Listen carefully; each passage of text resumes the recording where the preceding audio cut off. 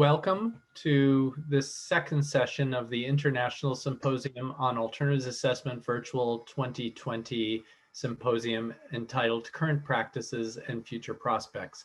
My name is Joel Tickner. I'm a professor at the University of Massachusetts at Lowell and executive director of the A4, or the Association for the Advancement of Alternatives Assessment. For those of you new to the A4 is a professional society dedicated to advancing the practice, theory and practice of alternatives assessment. We welcome you to join our growing community and diverse community of experts and professionals from a number of disciplines. The information about this session will be posted on our website, www.saferalternatives.org. There are going to be session resources and other materials there, including the speaker bios.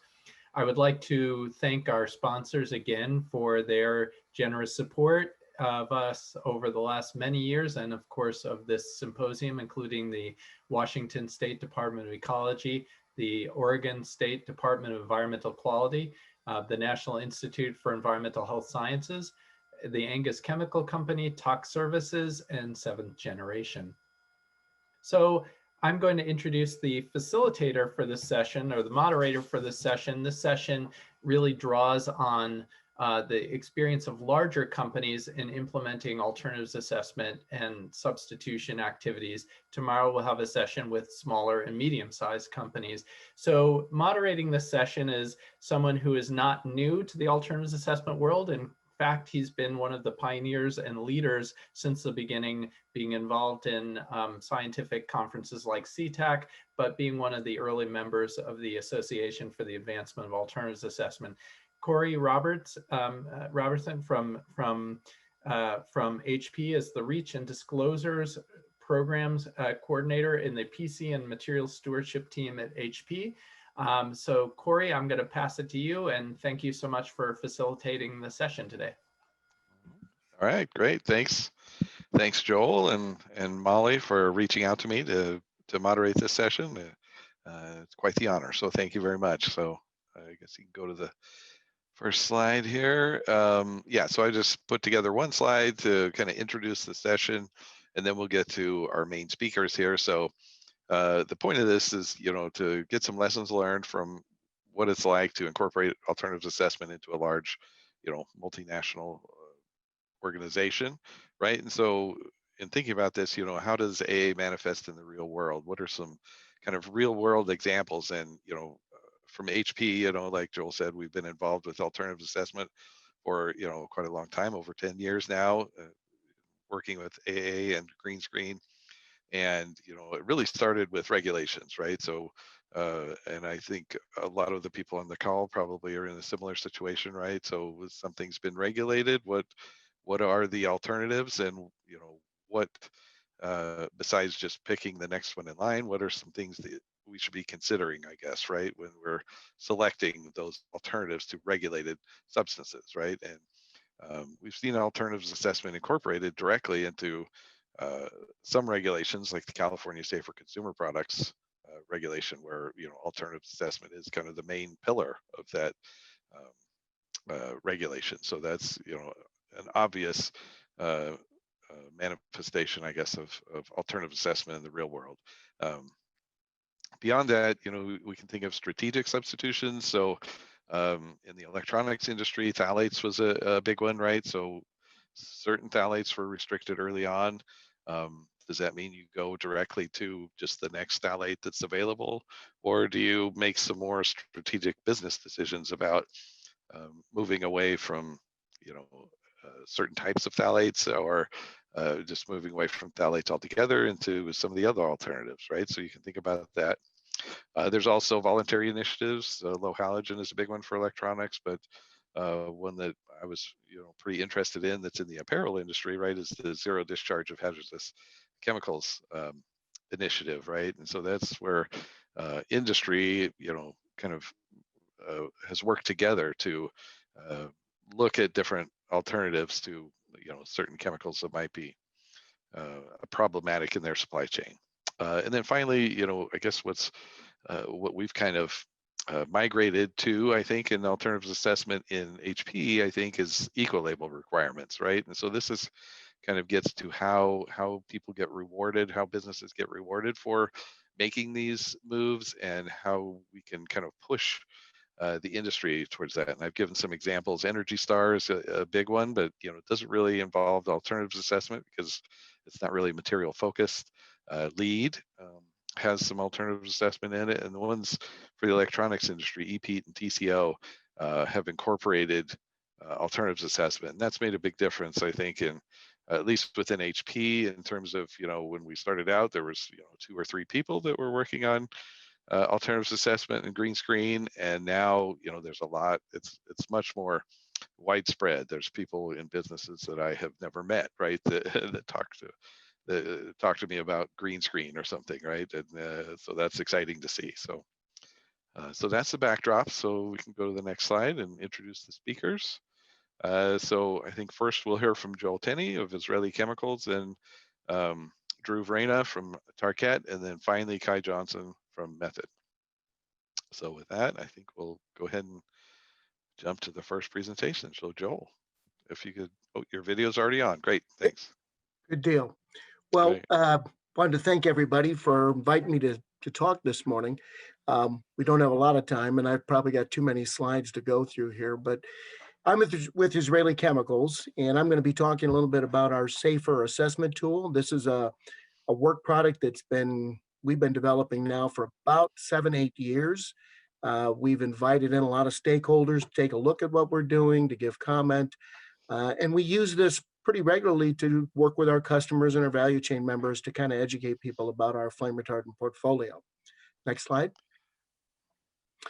Just again, ICL, we're a global chemical company, about $5 billion in turnover, 13,000 employees. We've got a footprint in all the major regions in terms of manufacturing. And we're unique in the flame retardant world because we make every type of flame retardant, whether they're halogen, non-halogen, and minerals. So we have a lot of deep knowledge in the chemistries of flame retardants, and we service pretty much every market vertical. Next slide. So I'll talk a little bit about, what flame retardants are, why do we care? These are important chemistries. They do make the news a lot for people that are looking at risk assessments and green screen or EPEAT. We see flame retardants often being a part of when people are considering chemistries and safe chemistries. But these are very versatile chemistries because they protect people, and they're important chemistries in many modern products. They aren't going away because they do protect people from inadvertent fires. Next slide. And again, we like to talk about the layers of fire safety, and when you look at electronics or building and construction or different applications, the no ignition, no fire is where many engineers start. They don't want to have a fire or a small ignition event turn into a larger fire. So this is where flame retardants provide that value. And we frame it as a no ignition, no fire type of statement. So next slide. Performance, safety, circular economy. These are all things that we have to consider when we can look at chemistries these days. Historically, we had a lot of debates about the type of flame retardant, whether it was brominated or phosphorus or something else. But today, what we're seeing is the science is speaking about all of them. There isn't a safe harbor just by saying you don't have halogens anymore, because some of their alternatives are migrating or being found in dust. So we have to do something a little bit different in our thinking when we choose these chemicals. And then something, that we're seeing a lot of today, circular economy thinking. This is kind of changing the landscape, because if you want to include circularity into your choice, there's some surprises here in terms of which chemistries can accommodate circularity over and above others in terms of your choices. Next slide. So SAFER is a work tool, like I said, that we've been working on for really 7-8 years. We tried to start with the kind of a hazard approach, basing this on GHS type measurements and things that we could that aligned a little bit with what we were doing already for regulatory activities, and really trying to parse that in terms of the exposure piece. And we'll talk a little bit about some of the unique science we've brought to the table there. Next slide. So this is what it looks like. You get a grid, you've got hazard on the top, low, medium, high, unacceptable. This is not much different than when you think about a green screen tool, when you get the 1s, 2s, 3s, and 4s. You know, 1s being the unacceptable chemistries that have something like a CMR or a PBT type moniker. Those we rule out. But then we have these other categories on hazard of low, medium, and high that we look at in times to bucketize our chemistries.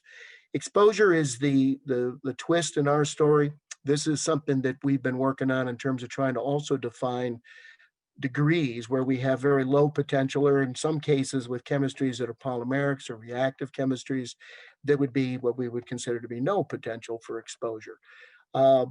Medium and then high. And there's reasons that things that even have a high potential for exposure still may be accommodated in terms of some applications. So next slide. So I've already talked about starting with these endpoints, and these are based on human health and environment. You'll see in the next slide what they look like. But again, building on those to come up with a final assessment of hazard in terms of looking at chemistries at that base level. Next slide. So here's how they look: unacceptable hazard, like I mentioned, CMRs, PBT type chemistries. But then you've got these other mixtures between high and low, low being when none of these other things apply. And oftentimes for us, low hazard would be chemistries that are very large molecules, polymerics, or reactive chemistries that we're actually using to create another substance that's inherently fire resistant. Medium hazard type chemistries, these are going to show up in some applications we'll talk about here in a minute with respect to exposure. But these are going to be things that we're not going to be exposed to or have a low frequency of contact type things. But these are our endpoints. This is how we come up with the buckets. Next slide. Again, a little bit more in terms of environmental human health. When we put this together, we tried to cover all the major categories that people were concerned about from both these aspects, because we do see from a regulatory perspective, all of these are in play. And sometimes, you know, chemistries, we just saw a review in Canada on some chemistries that from a human health, they didn't see a problem, but from an environmental issue, they had concerns. And that really gets into this other dimension of, if something gets in the environment, can it be converted to something that is of a higher concern? Next slide. So exposure, this is where we brought some new thinking to the table. Here we talk about the frequency of contact, and then number two, what is the potential for these chemistries to be touched, to be exposed to them during different life cycles of a product that you put them in. Next slide. So this is a picture of an electronic device, and electronics are we're having a lot of conversations about flame retardants in electronics right now.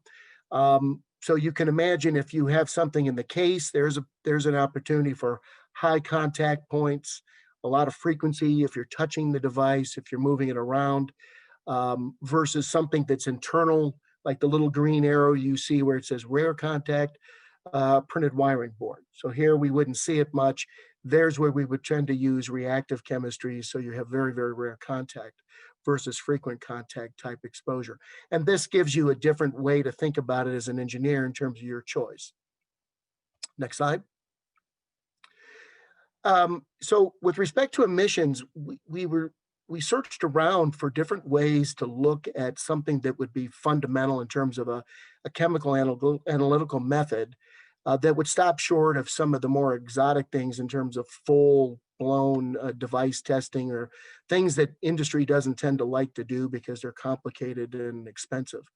One of the things that we've done here with respect to different applications, we've got blooming, leaching, volatilization. And these are test methods that align with different types of flame retardant use. So blooming would be your engineered plastics. Leaching would be your foams, like your polyurethane, polystyrene type foams. Volatilization may be something that's related to a soft foam, like a flexible foam, or maybe even certain types of textile type or heated applications. So we went ahead and we developed, in some cases, we leveraged existing methods like volatilization. We were able to use some methodology that's been used in the auto industry for measuring that.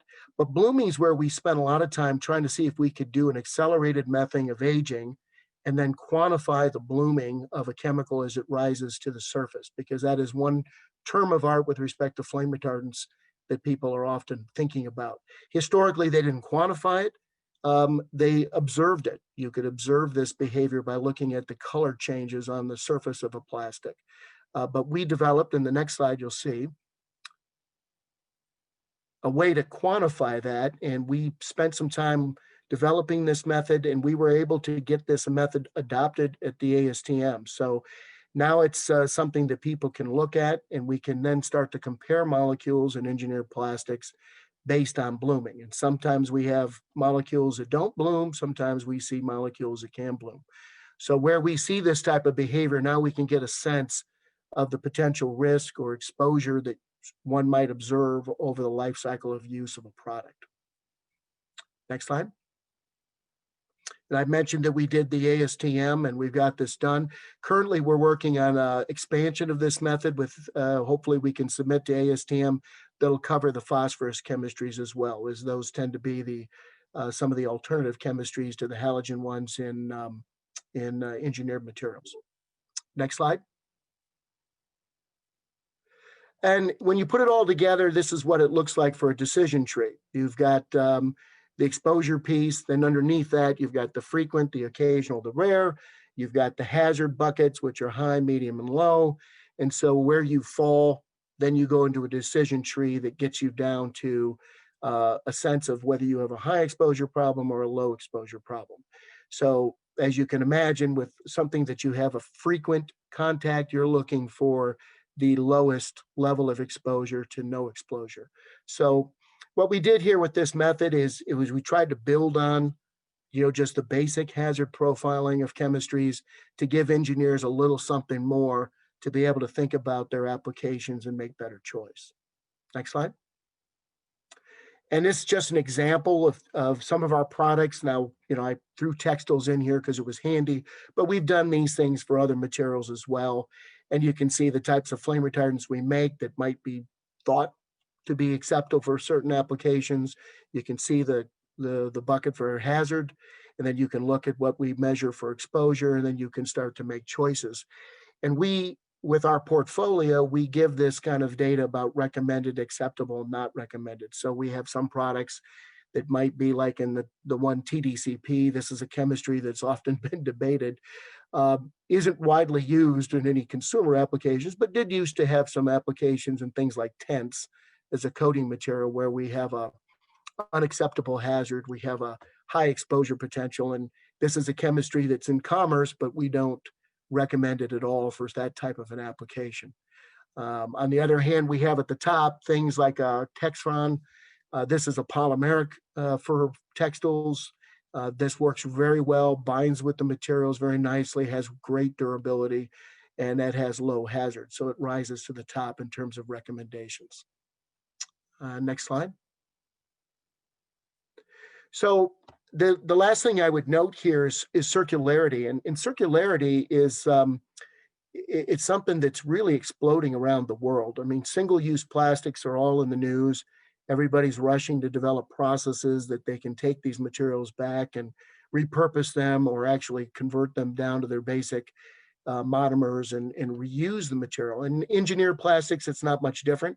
I know HP is doing a lot of good work with their printer cartridges, where they're taking PET material back from recycled bottles and making the housings for those materials. So we see a lot of energy, not only from the plastics companies, but OEMs, leading brands like HP, trying to solve these problems.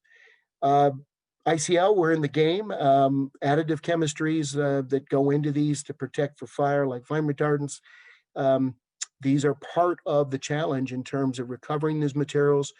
We've been developing some process technology to break these things down and recover bromine out of the brominated flame retardant components and then bring the monomers back. We actually have a pilot plant under construction in Europe right now for one material, but we're looking at other applications as well.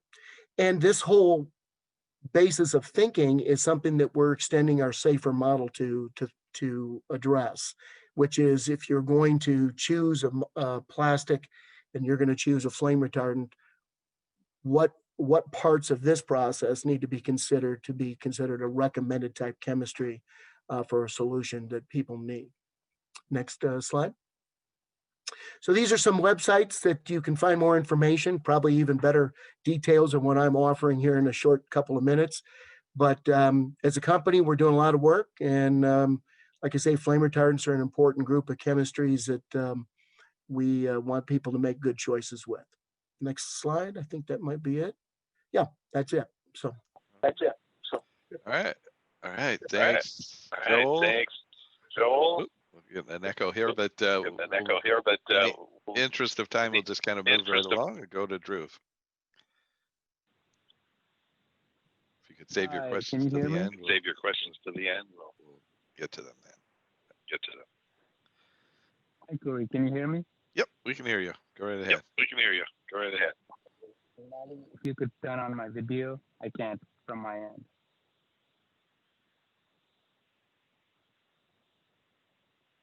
Thank you. So this is a really good segue. Joel provided the technical background. So I was not going to delve deep into what we do at Target, but I was going to give you a more higher level. First of all, I don't think most of you would know Target. It's a French flooring company. Number 3 from revenue perspective in the globe today, $3 billion in revenue. So I thought that what would be interesting would be to give you like a storyline of how we are where we are today and why we are here as a company. So our history is relatively long. It's over 140 years old. And in 1880, the Sommer family started what was a felt making business in France. And by 1930s, this business, the Sommer felt, was essentially a household name in France. They were like what Coca-Cola is today in France. So around the same time, Target was born in Sweden, and what they were doing was around 1950s, they put vinyl to felt backing and created a vinyl sheet product or a flooring product. And that led to looking for synergies between the two of them. And before they could do that, in 1957, Target started recycling because they saw that the burden of creating PVC from fossil fuel sources is not going to be sustainable. So 1957 is when we started recycling, and the two brands came together. So the felt manufacturer and the PVC sheet manufacturer came together and really thought about how we could use less and less resources to create more products for the growing number of people on this planet.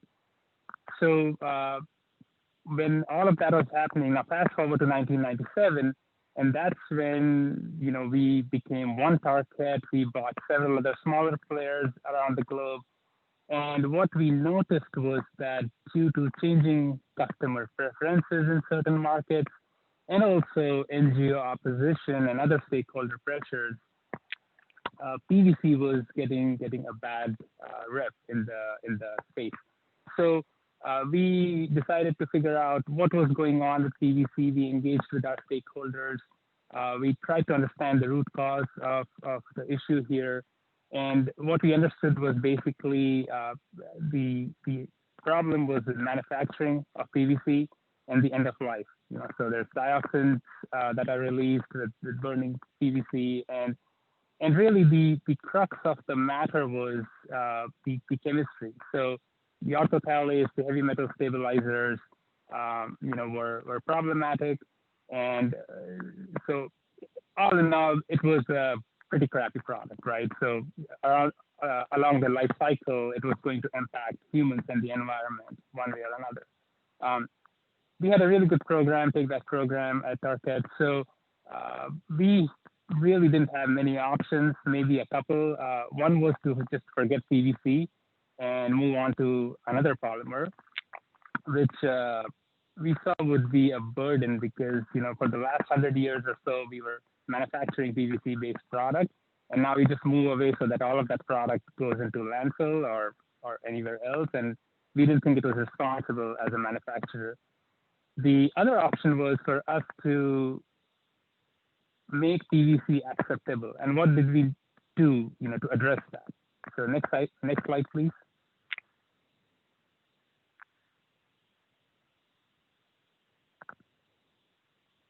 And this language is relatively, today's language, but it was recycling. And so basically, the emphasis has been for over 100 years, as the population grows, shifting to a regenerative and circular economy is vital to protecting Earth's climate and conserving the vital natural resources that are at our disposal. Next slide, please, Molly. So we really thought about just rethought the whole product design process at Target. And this is a cradle-to-cradle inspiration, essentially, where you have the biological cycle and the technical nutrient cycle. And on the biological cycle, we had products such as lino, over 100 years old. It's a carbon negative fluorine product, and we could manage it at end of life because of our take back program. So 93% bio-based, no issues at all. And today we are collaborating with our suppliers, a supply chain, to create bio-based PVC. And so the goal is really for these raw materials to keep in that loop and keep producing new flooring at the end of life. On the technical side of things, we still have PVC. We're still a major PVC flooring producer. And the goal was similar, to essentially take out the harmful chemicals that would impact the use phase of the product. So we did away with orthophthalates and heavy metal stabilizers long before that. And we have robust take-back programs around the globe. And we take back our flooring at the end of life. So again, the goal is to keep that PVC flooring or any other polymer flooring in the loop forever. And we have introduced over time a couple of other polymers that are not PVC, and those are essentially, if I give you an example, PVB, which is the film that is in the automotive glass that would have gone to landfill at the end of life. So we use that to make our best-selling carpet tile product in the United States. So that's how we kind of reoriented, our product development process across the globe. And then if we go to the next slide, it is not easy when you're a global corporation with over 14 R&D centers, and how do you, start, or where do you start? So we had to go back to our raw materials procurement, essentially, and we looked at what could we do. And what came up was basically a years-long global process of inventorying every chemical that we ever bought. And then we screened those raw materials using green screen, any legislation that was out there. So this started in mid-2000s, right? And we are in 2020, essentially. So for the last 14, 15 years, taking those raw materials globally, doing green screen screening on them, creating ecotoxicological profiles, and just similar to what Joel described, assessing based on the human and environmental impact, if each raw material is, causing an impact on the environmental endpoints or on the human endpoints, really optimizing those products and removing those harmful raw materials over the last 14, 15 years. So orthophthalates is really a good example. It's we were the first flooring manufacturer to move away from it based on the very little information we had at the time. We thought it was the right thing to do, and we it's also a competitive play, right? So all of this work and effort gives us really tremendous leverage in terms of how fast we can move when the market or the customer preferences change, but not shift away from our core. So we were able to, phase out autophthalates even before they were considered harmful in flooring products. And that allowed, or that really forced the industry to move in that direction as well. And today, I don't think any major manufacturer in the United States has autophthalates in their flooring. So, we optimized PVC from the end of life in mind, of course, and then continued this process. And as a result, what we have is to date, next slide, please, Molly. We've assessed over 3,000 raw materials, and that's 98% of all the raw materials we purchase globally.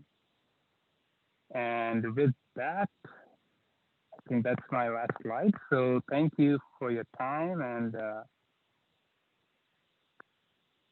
oh yeah, sorry, that was not the last slide. So next slide, please, Molly. Yeah, there's a lag on my end. I'm sorry, the slide before.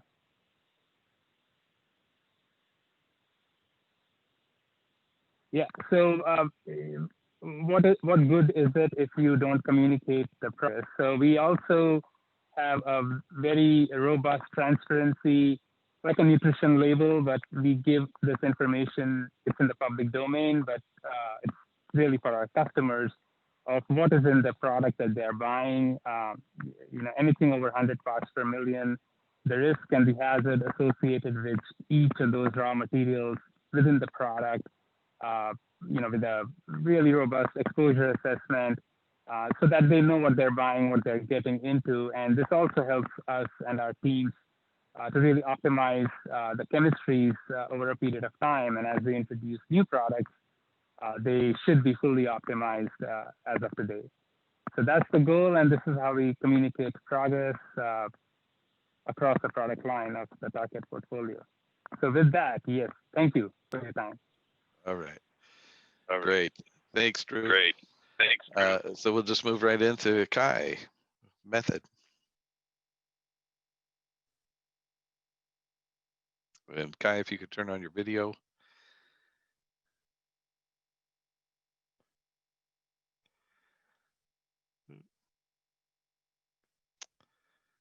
All right, Kai, we can't hear you.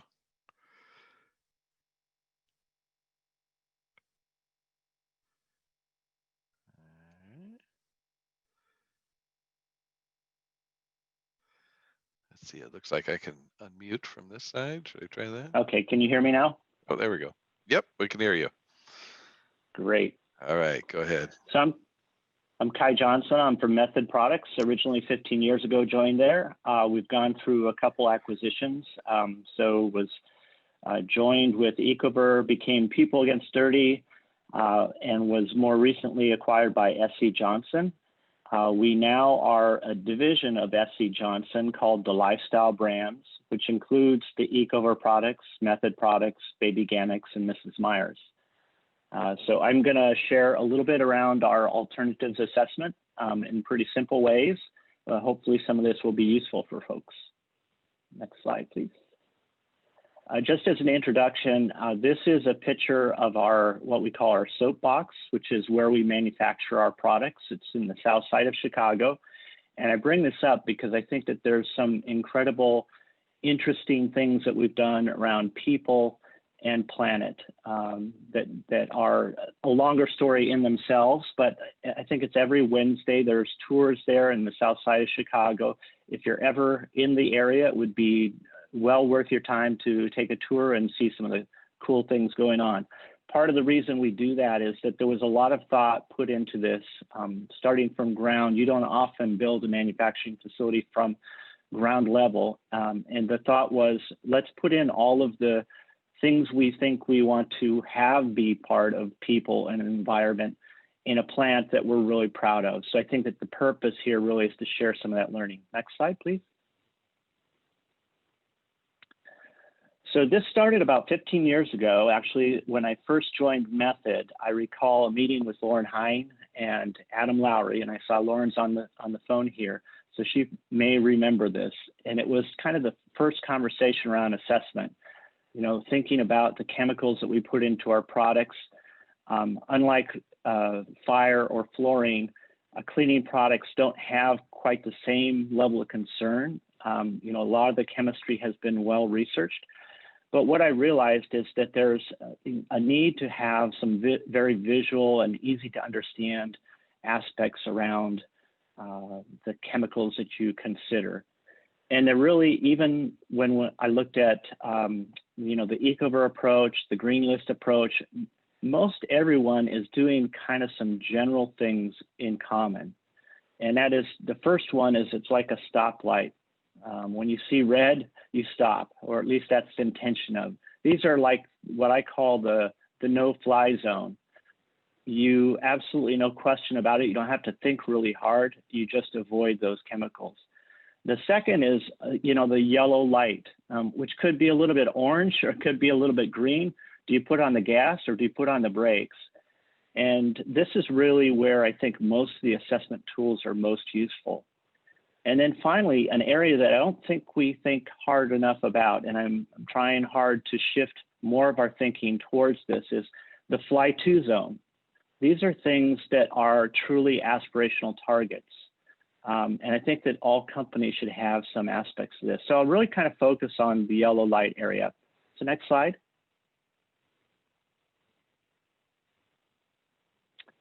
So no fly zone, really obviously in a cleaning product, you don't want to have formaldehyde preservatives. I think, you know, those are of the old days, they're gone.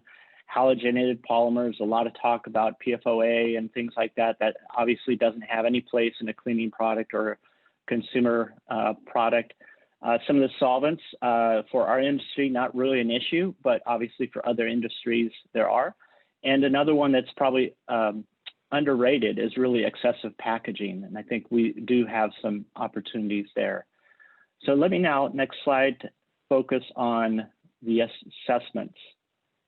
So these really are some of the tools or learnings that I've had over the last 15 years or so. And it really applies now for us, mostly to new solutions. You know, when we started out 15 years ago, we wanted to look at every single chemical, every single packaging combination. And over the years, we've built a library of these assessments. So we don't really have to go back and redo those every time we look at a new product. Most of those chemicals are ones that we have used in the past and have already scored. But these are the things where if we're looking for, say, a better solution to, say, EDTA in a product, we could use these tools to help us figure out what is better and why is it better, what is worse, why is it worse, and actually put some tension points on the things that maybe aren't perfect, but they're moving in the right direction. How do we ultimately get to the holy grails? So other aspects like preservatives, boosters, polymers, surfactants, solvents, those are all things where the assessment tools can be useful. Next slide, please.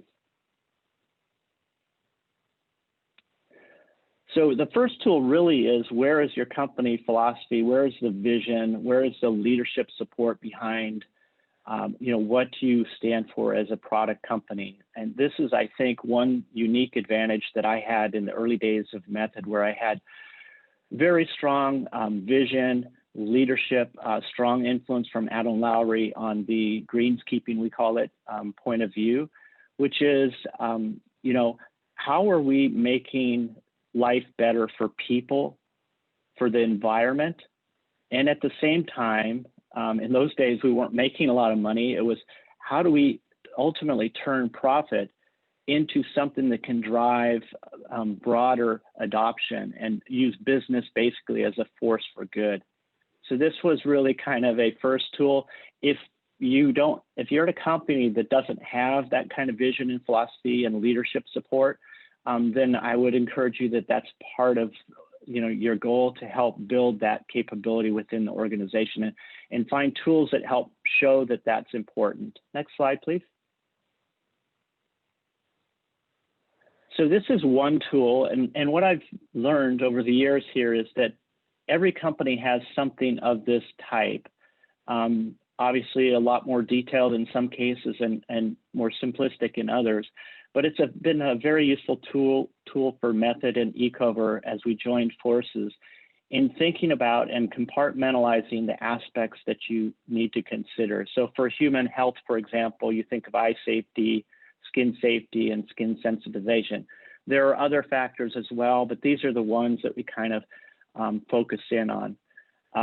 Environmental health factors, sustainability factors, and then packaging, because packaging is a big component of what people buy when they pick up a Method product or an Ecover product. Next slide, please.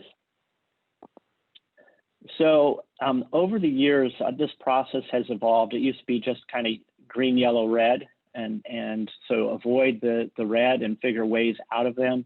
The yellows, okay, maybe there's a very gradation that you consider when you're looking at those things, and that puts tension on how you move forward. Two things I think that are really important here is trying to get to a quantitative measure of these different aspects so that, number one, like business, who talks about measurables like net sales or profit or incremental growth and things like that, there's a level playing field to have that conversation where you can say, hey, we can make this switch. It's going to affect the gross margin by 1%, let's say. But what it does do is it improves the human health aspects of, say, your hand wash. And so that the business is as accountable for the environmental and health implications as much as the formulators.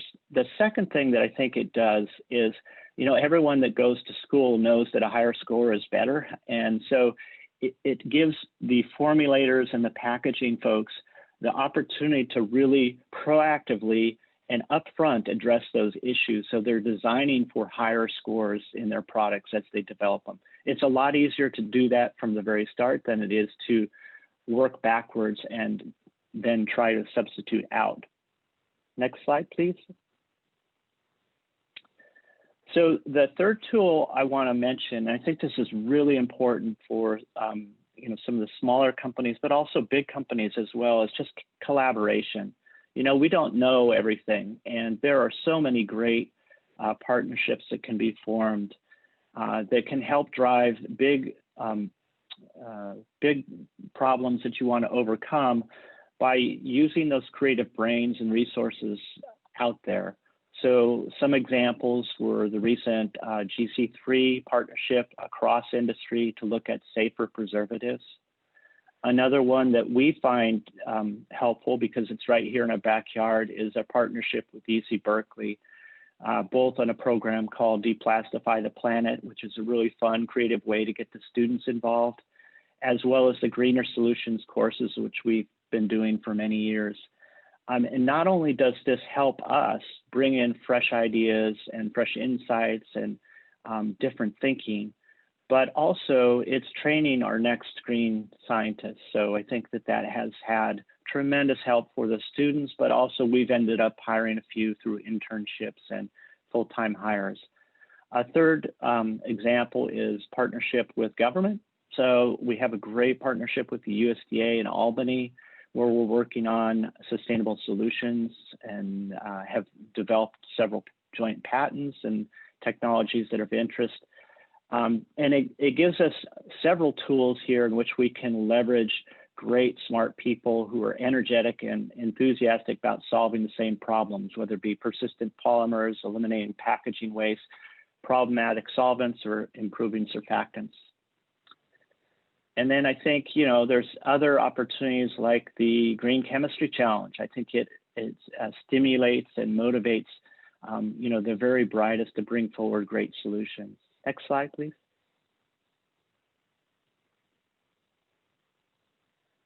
So often in presentations, I would use this slide to talk about some of the specific advantages of things that we've done in the past that maybe be tips for others or maybe help motivate new thinking and what have you, whether it be our ocean plastic bottles, which was generated from waste, ocean waste, to turn bottles into existing products on the shelf, and that was really a tool that helped communicate the importance of recycling and minimizing the waste and bringing awareness to ocean plastic. But now as I look at this slide, it actually stimulates things that say to me, hey, we need to do better. There's things in each one of these slides that I'd say, hey, there's some additional tension that we need to work on. And actually, I guess that's a good thing because it says we're evolving, and over time, we will get to that holy grail. So constantly looking for more and more. Next slide, please.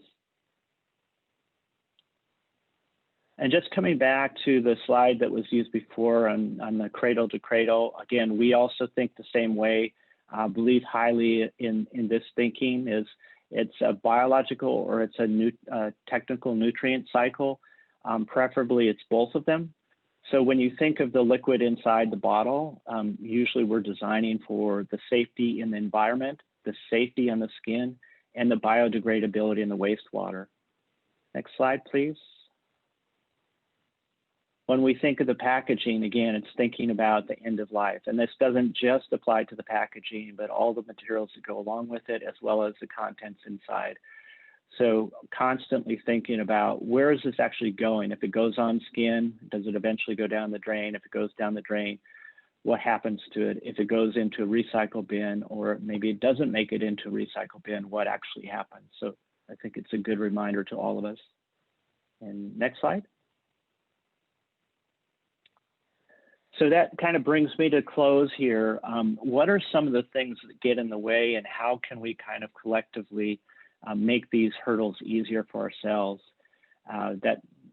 Obviously there's a lot when you get to new chemistries, new packaging solutions, where there's always some resistance to taking on risk. And that's what I like to try to think of Method as a catalyst for change, trying to find ways to de-risk so that larger companies can actually take that on. And now, as being part of a larger company, that's actually going to be easier for me. The resources and costs, kind of communicating why it's important so that we could actually get the resources to make that happen. I think that that's where Compass, the assessment tool, is very valuable in having that conversation.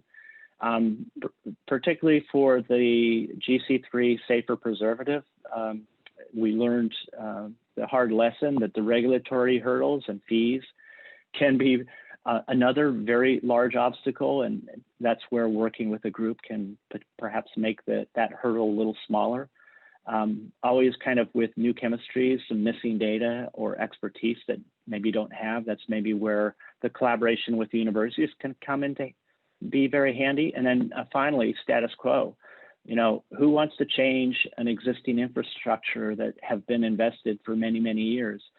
Well, I think to move forward, those are the questions that we need to constantly challenge and find ways around that. So I think that was the end of my slides. Yeah. All right. Thank you. Great. Thanks, Kai. Thanks for that. And we see we've got a bunch of questions going in the chat, and we'll get to questions here in a bit. But before that, we'd like to do a bit of a panel discussion. So I have kind of some prepared questions here, and kind of maybe coming from Kai's presentation there. I see, Kai, you have a lot of your hand in a lot of different pies, I guess, right? In the alternative assessment world, you're working with a lot of tools. So and this question is for everyone though, but how important is standardization, or at least harmonization, in alternatives assessment? Companies are using a lot of different tools, such as the green screen. Is the green screen enough? Do we need to have a lot of different tools, or is it better to kind of harmonize on one tool? What do you think? Yeah, I think I won't probably give an answer that pacifies everyone here. Yeah. I think you do what you need to do, right? So I've gone through several versions of Compass. I've looked at external methods. I think that the intentions are all for the same purposes. So whatever works best for your company, I think is the right answer. We have at Method always invested more heavily on what we call greenskeeping. It's a unique function, really kind of focused. I think now it's kind of standard practice among companies to have that kind of function. But I don't know that I have a perfect answer for that. I think it's up to the individual companies. I think there's some great tools to harmonize, and if that works, that's perfect. Drew or Joel? Well, I would I would say it would be great if everybody had a model to go by. The problem with a lot of hazard assessment tools, I think they leave people wanting, because a lot of chemistries can get by that very first level where they look really bad, the CMRs, the PPTs, then everything else kind of clusters up. And it's hard for people to break to a 3 or a 4 type of blue sky sort of solution set. And that leaves a lot of guys trying to make better decisions, and based on what. And I was answering a lot of questions here in the chat, which it really gets down to economics, right? I mean, if a guy's looking at making a chemical choice and he says it's not regulated and I can use it, why wouldn't I use that? Why would I go for this better or this shift in thinking? Now, we do know brands like HP and others are trying to do leadership in the space with respect to some chemical choices, flame retardants being one of them. But I think it's difficult for the marketplace to look to these things at the moment as which one is going to get me to a better position with my market and my customers and all that good stuff. It's hard. Drew, did you want to? Yeah, I think harmonization is there still an echo? Nope, it sounds good. Okay, thanks.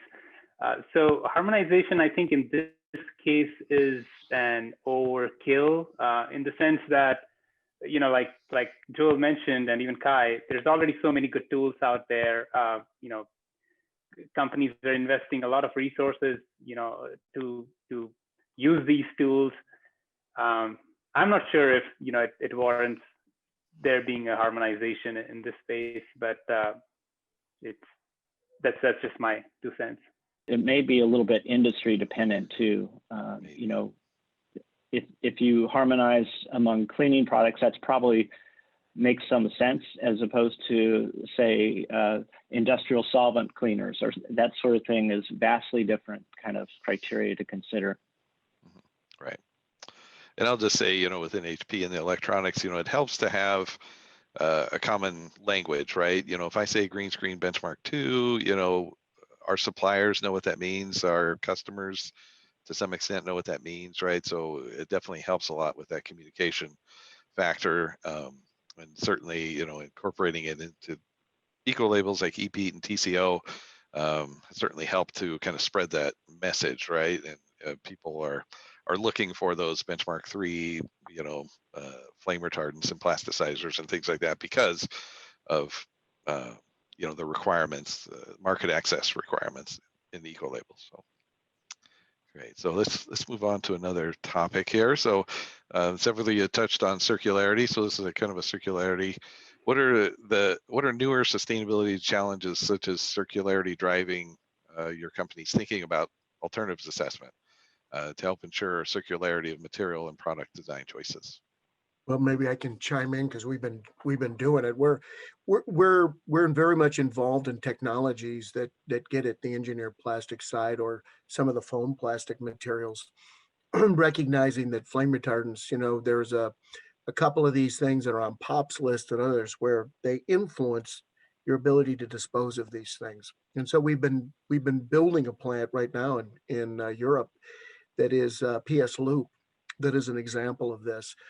With respect to SAFER, we're trying to integrate this into the SAFER model, because what we're finding is that some of those types of investments that are being made, the chemistry you choose can affect the ability of that process scheme to work. So we're trying to build that into the model. It's early stage because, like I said, with single-use plastics, this whole area of recovery is exploding with technology. And I mentioned HP. I've sat in a couple presentations about PET and what they're doing. So it's a lot of rapid change. And but we're trying to reflect that back in terms of our model and choice. It certainly gets complicated a little bit for us in the sense that our suppliers know like what we are looking for, and they are sustainable brands themselves. so they have the solutions, but a lot of times it's, from a alternatives assessment perspective, it works out fine because they have the parameters, we have the parameters that we can give them, but it's somewhere else that, the alternative is not an ideal one, so it might be bio-based, but the source of, the raw material itself might not be credible enough. So, from an assessment perspective, it's a perfect fit, but where it's coming from may not, be good, or even from a performance perspective, like food-based plasticizer, for example, in a flooring product, if it causes mold and mildew, nobody wants to deal with that kind of liability, and we don't want to introduce biocides, right, to accommodate this new plasticizer. So it's easier from an alternative assessment perspective, from a chemistry of the molecule perspective, to get something in. But when you look at the whole life cycle impact, it can be challenging. From the circularity standpoint, on the chemical end of things, I think, soaps and lotions and body washes and what have you, those have pretty much, for the most part, been designed to go down the drain okay and degrade. And so there's, not so much tension for me there. However, I think that there are opportunities on how those materials are sourced and made. You're looking at, the amount of carbon, water, energy. That's certainly an area. But then I'd say the bigger opportunity really is on end of life of packaging. We've made plastic just way too convenient. The single-use packaging, even in the case of, say, our refill packages, is a multi-layer. So it doesn't have a good end of life. It is dramatically reduced material, but it's still, waste. So how can we get, put progress on that? Right. And yeah, and I'll just add, HP, we're looking at things like device as a service, right? Where a PC goes to, one customer and then has a second life with another customer and things like that. So that just kind of adds to the importance, I guess, of selecting those right materials from the beginning, right? Because the whole intention of circularity is for the product to have a longer life, right? And so more and more regulations will come along, right? And if you're using a substance in that product that could be regulated down the road, that's going to be more of a problem, right? So yeah, so those are all things we're thinking of.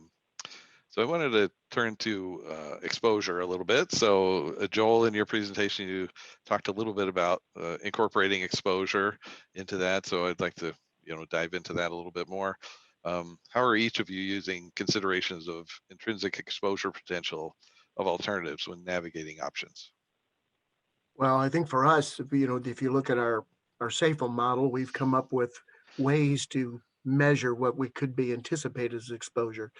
The blooming technique, we got excited about it because when we got an ASTM method with it, but it's a technique that's measurable. Some people would criticize it as being too aggressive, and if you're trying to show that I use my polymer in a different application and it's not going to bloom. There's a lot of that stuff that goes on, but it's a starting point.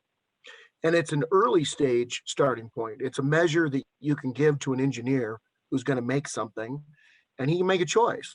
He can make an informed choice on what may be happening and how he should look at that picture. So we think it's important, like I said, because a lot of times the hazard part of this story keeps chemistries looking about the same. You don't see massive step change in the world of flame retardants, and that creates a problem. And this is a way to start to get at those answers that people want to have. I think we have a little bit simpler kind of consideration, is that we do have the people who manufacture the ingredients or the packaging. We have the people who are blending the materials, and we have the consumers, and then ultimately the environmental endpoints. So I think we lean more heavily on, thinking about those different exposures, and rather than, get too detailed around the exposure, we think about it, but then really focus on the hazard itself. So that's kind of maybe a little different philosophy. Yeah, for us, it's definitely the worker safety, worker health, and occupational health and safety is paramount, because we can tell our customer that this is like a baked cake. It's inherently safer as a finished flooring product, but the first part of our value chain, our workers in the factory, if they're exposed to something that's not good, so yeah, we look at it from that perspective as well. Where it's coming from, and I mean, of course, there's the whole life cycle, approach to exposures as well as risk determination. But the primary focus initially is on the occupational exposure in our plants to our workforce. And I guess, for HP, we tend to think of it as substitution, right? So the exposure should be, basically the same, right? So if someone's using a PC, we're talking about the same use pattern and, same exposure, right? And how can we use less hazardous materials, right? So exposure doesn't factor in, probably as much, certainly not as much, I guess, in the materials world as it does in, maybe some other aspects. So great. And so maybe one last panel questions, and then we'll dive into some audience questions. But how do we mainstream alternatives assessment thinking, right? How do we create a mindset change in the industry leaders about the use of alternatives assessment and informed substitution is critical to business operations? What else is needed to mainstream these practices that we haven't touched on so far? I'd say one thing is really leaning into new scientists. They bring fresh perspective to business, and I think that they can be very influential in kind of helping shape how companies do this. That's just one suggestion. From my perspective, expanding on what Kai said, education. So a lot of times, this transparency movement is big in building products industry, but we are just scratching the surface. So education around what we are trying to communicate, just disclosing a few ingredients is not transparency. Certainly that's a first step, but then digging deeper into and communicating that to the customer so that they can then make the informed decision, right? I think so that definitely is the big gap that I see between what the scientists in the company are doing and what information is getting to the customer on the other end. Yeah, I was going to add, in the world of flame retardants, it's so diverse in terms of the applications, a little hard, but in some cases we have seen consortium activity where we bring together different value chain members for discussions. It's I wouldn't say we get aligned, because if there's chemical choices that people can make, and sometimes competitive issues are still in play, but we have found pockets where building this dialogues with our customers and their customers' customers is helping to influence change. I think circularity, what we've seen in the last year or so with some of the projects we're involved with, has brought a lot of people to the table that historically wouldn't be talking with each other because they got some end of life issues that they're going to be responsible for. I think I saw a question here about you should take back your own products type of thing. I think we're seeing companies that are starting to think more about that. So, it's building more discussion within value chains, I think is helpful to affecting some of these changes. Yeah. And I think, that's been our focus on the HP side is, we have a very large and complex supply chain, right? And we're pushing these requirements, but, down to our suppliers as much as possible, right? And so they're asking us a lot of questions about alternatives assessment and the green screen and things like that, right? So I think that's, definitely spreading the word through our, HP requirements to our suppliers, right? So that gets the word out. So, okay, so yeah, so with the remaining time, we'd like to take some questions, and I have some questions or some people that are ready to ask some questions. So I have Dorothy, Sally Edwards, Kathy Rudisil, Jen Jackson are kind of ready to ask questions. So if you can raise your hand as we talked about before, and if you can turn on your video if you don't mind, and ask your question. So I don't know, Dorothy, are you? Well, I can't seem to turn on my video. That's fine. That's fine. So hello from the snowy part of Canada. So as some folks here know, I'm an occupational health person, and I'm the person that keeps on asking, what about the workers? And so when Kai was talking about, the, I forget what the term was that you used. I'm sorry, I was looking for it. The sort of the folks at the table, the voices at the table, I was saying, you didn't list workers, you didn't list occupational health people. And, others have said, oh yeah, workers' health and safety really matters, but I don't see it in the slides. And frankly, I don't see it in practice very often. So I'm wondering what people really are doing and what they're,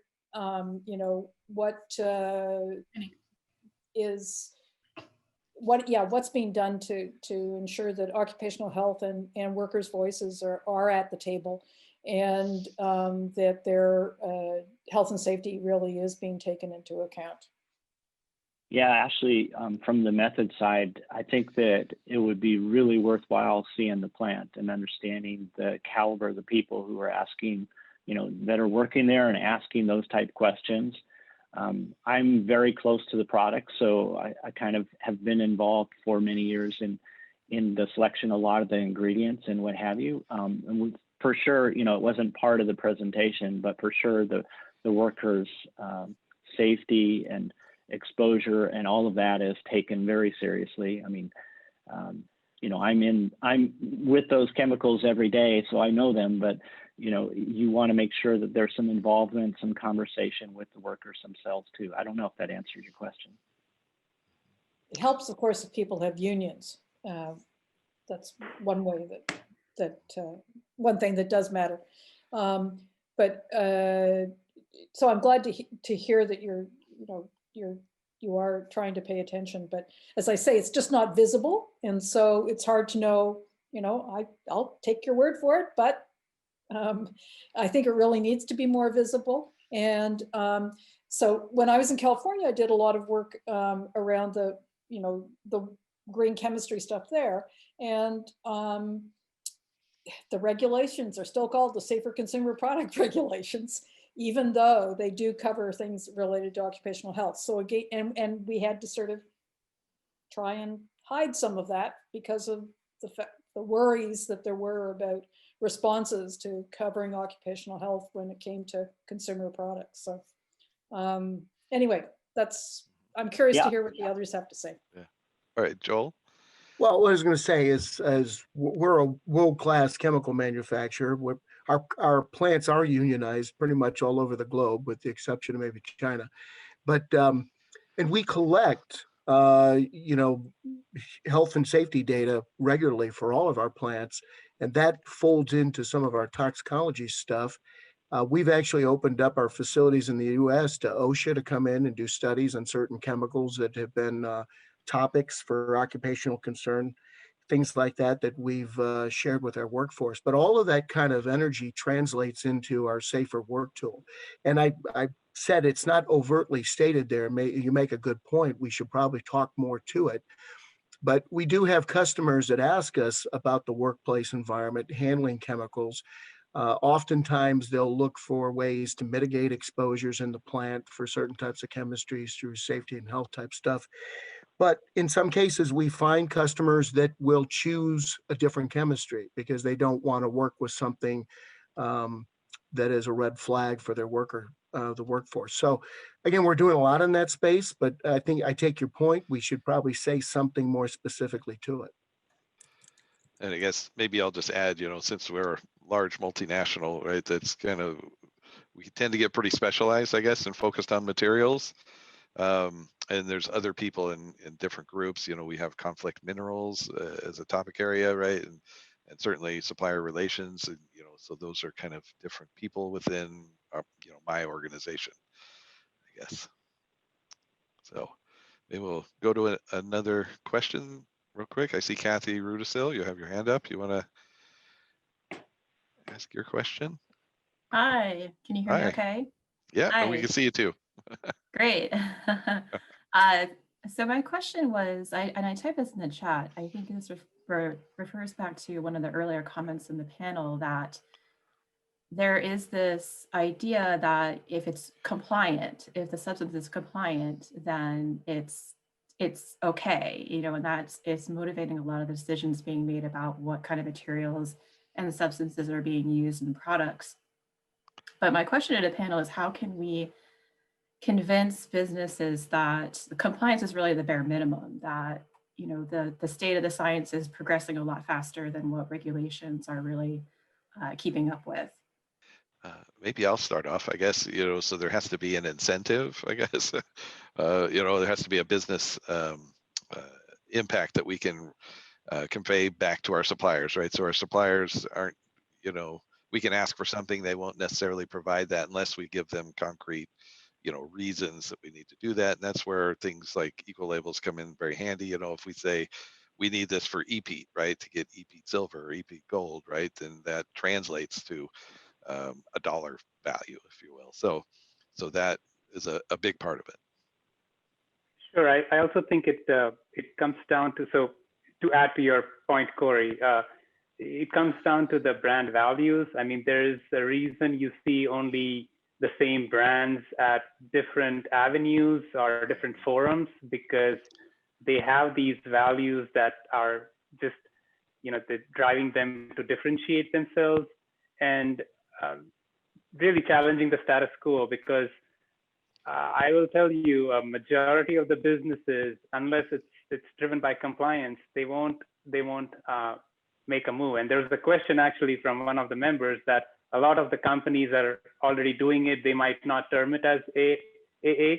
I don't think so. I mean, first of all, if they are doing it in a really haphazard manner, if they don't have a program, they're getting into trouble because they are making the wrong substitutions, or they're reacting to NGO or some other stakeholder pressure. If they have a program in place that's legit, they would be more proactive, and they would be ahead of the curve. So yes, they could be doing this, but it has to be structured in some shape or form as a program. I would add a dimension that is often overlooked, and that's cultural and where things are made today. You know, when you're talking to leading brands like HP or Dell or an Apple in electronics, you're going to get one point of view about things. And if you're working with a hire or somebody in China that's making products, you may get a little different point of view. And it can be really cultural. You know, companies that are operating out of Asia want to know what the law is. And they want to comply with the law. That's what they're trying to do. To ask them to go beyond the law is tough because they work in really competitive environments. So where's that return on being better?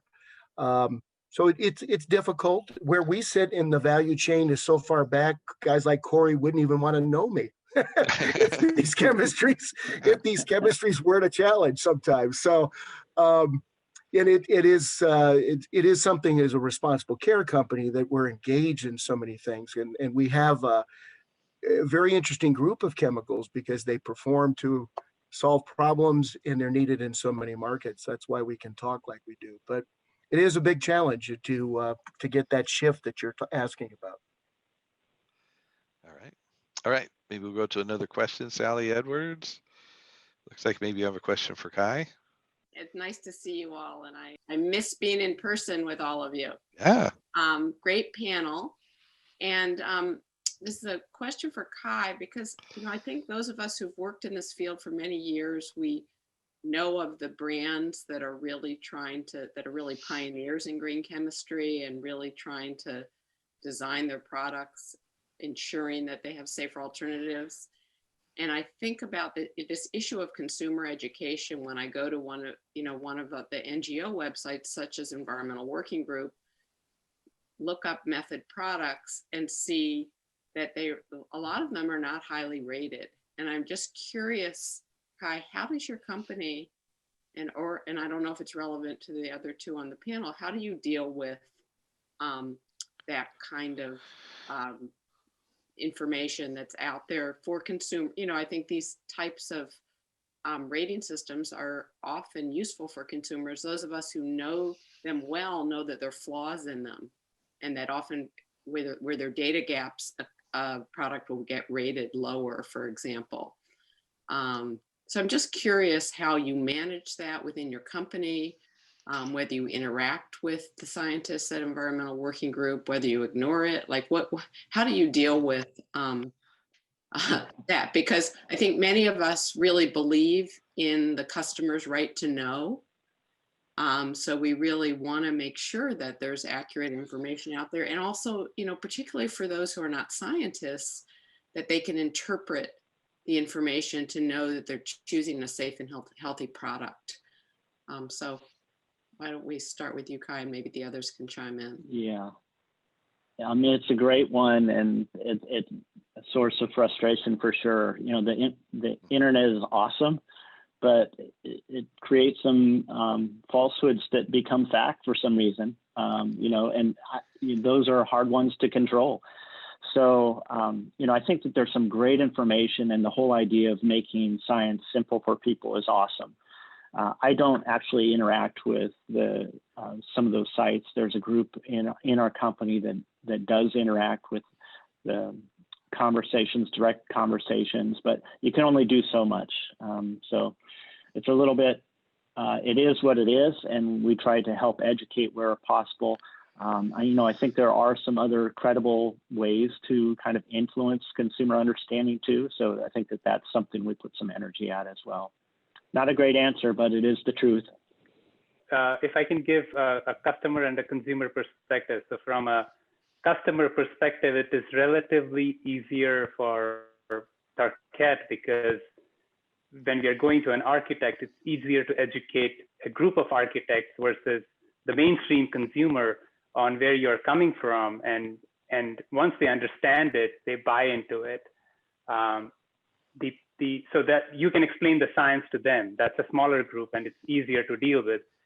On the consumer front, unfortunately, we still have to resort to you know, classical marketing techniques of, you know, segmenting the consumer by their preferences, demographics, age, just because it's different for every consumer. I mean, like a common thread would be health and wellness of your family.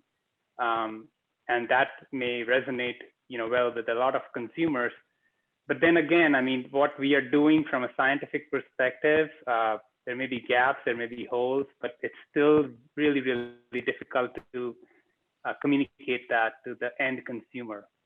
Yeah, I would add, I had an experience once with a legislator who watched a fire burn and with and without flame retardants. And the comment they said to me was, I want that flame retardant performance, but I want safe chemistry.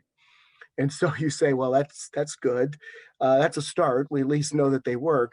But then the question was, well, who defines safe? Where does this word safe come from? And we don't see, at least I don't perceive, that consumers are driving the discussion around the safety of flame retardants. They probably don't know they're even in products. Electronics, I mean, they'd have no idea unless somebody told them or they understood UL marks.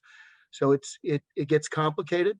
I think everyone's looking for someone to define the rules of safety, and oftentimes they look to the EPA or Environment Canada, groups like this, REACH, for that guidance.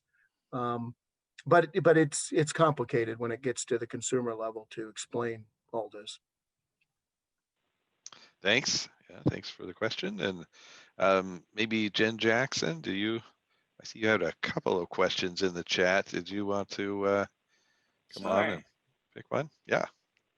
All right. Actually, my questions, a couple of them were answered, but I'll try to encapsulate this into a broader question for the whole panel.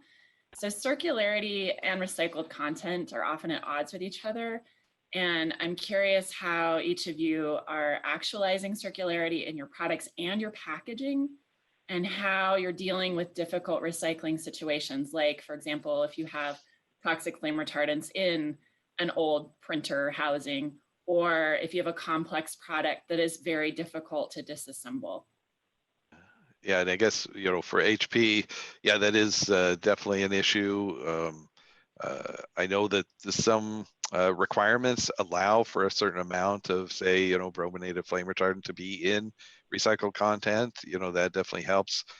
because the recycling streams that we're getting aren't clean, right? They have things in them, right? So allowing for a little bit more to come into the product, but then that raises safety concerns, right? It kind of moves away from safer chemistry, and a lot of times products just can't be recycled, so then you're into energy recovery, right, as kind of the only option that's left or something. So yeah, it's not a lot of great answers there for that is circularity and recycling are often at odds. Yeah. Well, I'll build on what Corey's saying, because I think it depends on when you say recycling, what does it mean? And I think it's evolving. I mean, a lot of people think of mechanical recycling as the first thing. We're going to take that material, we're going to keep it, we're going to build it into some kind of perpetual loop. There's always some kind of purge, like Corey was saying, because you have contaminants that come along with that. With respect to these legacy type of flame retardants, a lot of those are going to end up going down a thermal energy recovery type path, just to destroy the old chemistries to get them out of the loop. But even that said, chemical recycling is emerging very quickly as another alternative to mechanical, because it provides you the basic building blocks. You see a lot of this going on in single-use plastics. And then you get into the topic of traceability. How do we know that's really where that came from?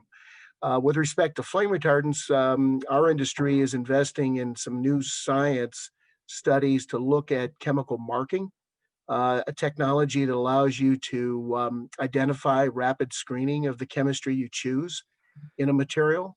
It seems to hold some good promise for both the ability to do it, but also if we're looking at mechanical, it'd be a rapid way to sort out polymer streams and actually know something about the chemistry that's there and its fitness for repurposing a mechanical versus the historical stuff. So we're kind of excited about that. And I think that's part of what we're trying to do as an industry to solve problems and elevate the opportunities to do better. And our safer tool kind of points you that way. And that's hopefully you'll see in the next year or so, where I can talk a little bit more about how that's realized through the tool. I would say that our focus is really on the packaging end, trying to reduce for sure.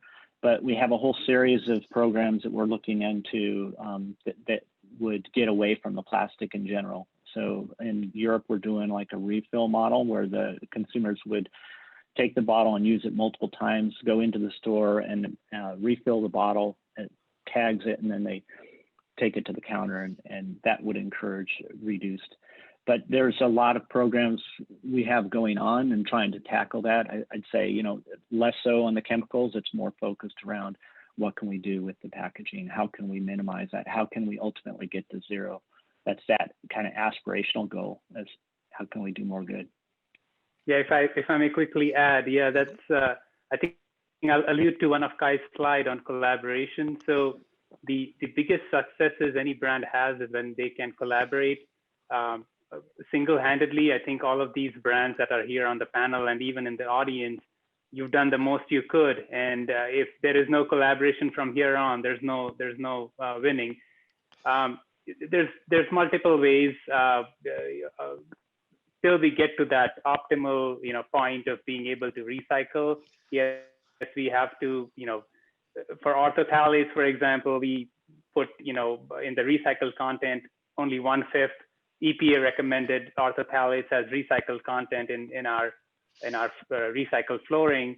At other times, we just have to say no, especially to a competitor's flooring that comes back that we have no clue about. So it's a dirty business till then, but I think it gets cleaner, and the recycled content really helps the circularity story in the next 10, 12 years if there is collaboration. Without that, it's going to be hard to achieve one or the other. Great. All right, thanks. Yeah, so I think we've reached the end of our time here. I wanted to thank the panelists. So Joel, Drew, and Kai, thanks. You did a great job. I think that's it. I just want to thank our panelists for great presentations and insights, for Corey for leading us through this discussion, and So thank you, everyone.